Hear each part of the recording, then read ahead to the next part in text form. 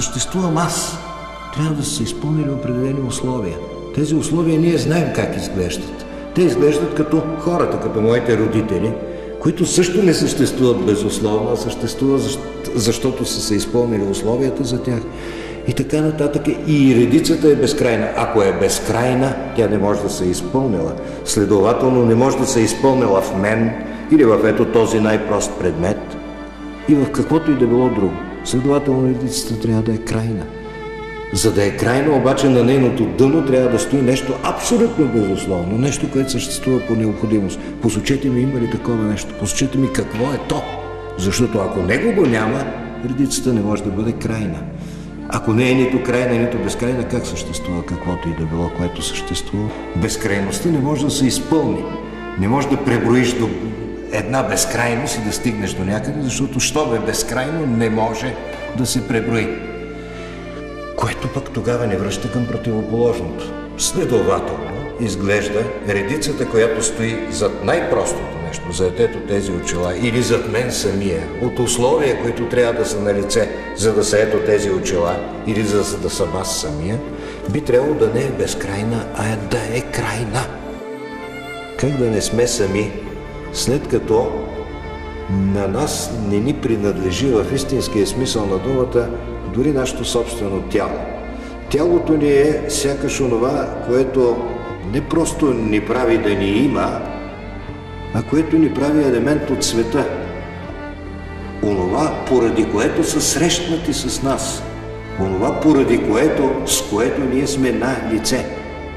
Но дайте си сметка, че нашето тяло може всеки един момент да заболее, може във всеки един момент да се парализира, да се пръсне на прах, да изгори, да изпадне в ступор. Тогава се оказва, че дори онова, с което аз съм в този свят, не ми принадлежи. Кой съм аз тогава? Какво на мен ми принадлежи, след като дори това мое тяло не ми принадлежи? Когато съм жив и здрав, аз докосвам своята кожа и не казвам, това е моята ръка. Аз казвам, това съм аз, защото това действително съм самия аз. Обаче от друга страна, това е нещо, което въобще не ми принадлежи. То може да легне парализирано в следващия момент и тогава ще се окаже, че аз не съм бил това. Но след като и това не съм, кой съм аз, Боже мой? Какъв съм аз зад собственото си тяло? Могат да ме накарат, съвременната тоталитарна цивилизация е стигнала до тези възможности, да бъда принуден да предам. Тогава аз трябва да избера или да предам и да остана жив, или да не предам и да ме убият. Какво избирам аз тогава? Аз избирам понякога, така би трябвало да избера, да не предам и да загубя живота си. Но защо избирам да загубя живота си? Знаете ли защо? Защото не мога да понеса, че ще остана сам без себе си, ако предам. Никога повече няма да се срещна с онзи непредател, който бях преди да ме накарат. Ще бъда лишен от себе си. Никога няма повече да се срещна с себе си. Ще бъда сам без себе си. И аз избирам себе си с цената на живота си. Следователно, дори живота ми не се покрива с моята самост. Следователно, аз съм една вече шеметно дълбока самота. Тая самота е ужасната участ на човека на земята и тя също би могла да бъде преодоляна в предел. Единствено, ако има един сън, в който аз вечно съм, който има за мен вечна памет. Помните ли къде се пее вечна памет? Пее се на религиозно погребение. Там аз и там изглежда единствено не съм сам, където за мен има вечна памет. Тоест отново в Бога.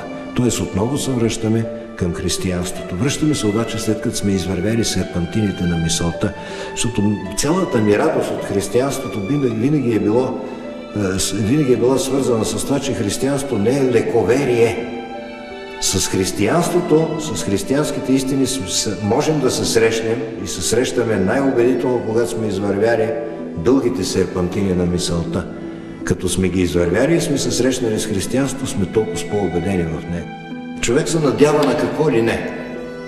Оказва се обаче, че често пъти той греши.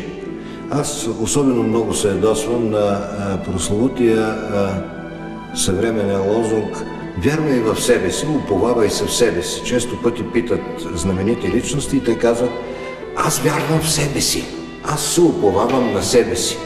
И казват това с такава бездънно наивна самоувереност, която винаги ми е вдъхвала страшно удивление. Че аз самия съм един изключително ненадежден източник на упование.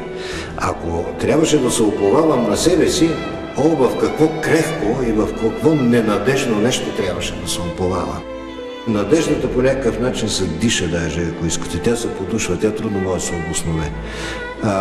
Чуйте как вика птицата, когато е наранена.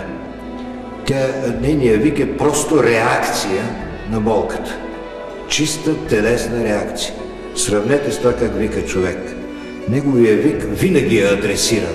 Дори да не е съзнателно адресиран към някого. Когато викам, аз мога да не знам към кого викам. Но моят вик на болка никога не е като на птицата. Той винаги има някакъв адресат. Той винаги се насочва към някого. Към някого адресира, ако щете, и болката. Което означава, че има някого, на когото аз се надявам предразсъдъчно. Не в смисъл на предразсъдък, а в смисъл на преди разсъдъка. След като дори първичната ми реакция е адресирана към някого, изглежда има някой, който е източник на надежда, и аз затова казвам, надеждата буквално се диша. Тя може да се диша с дъха на болката, може да се диша с дъха на радостта, защото и радостта се обикновено адресирам към някой. В нашата радост, доколкото е човешка радост, винаги се съдържа и някакъв странен елемент благодарност. Кому благодарим за тая радост, която преживяваме? Ние може да не знаем, но има такъв предразсъдъчен, комуто благодарим, на когото викаме, към когото се адресираме, към когото въобще разговаряме, защото защо въобще разговаряме?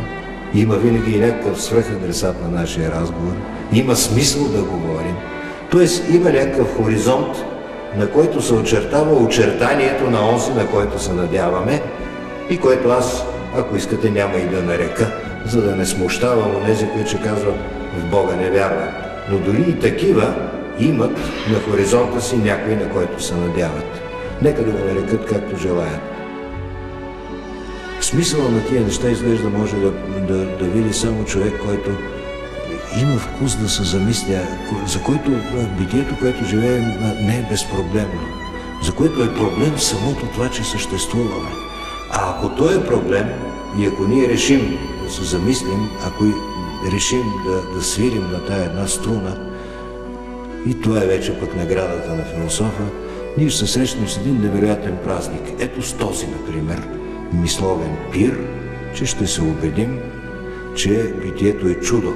И това чудо ни го доказва разума и ни го доказва със същата красота, с която ни доказва тялото, когато се изкачим по един много висок хълм и след всички тия усилия, които сме положили, изведнъж пред нас се отваря една безбрежна равнина, която никога не бихме видяли, освен ако не се направим труда да се изкачим по този хълм.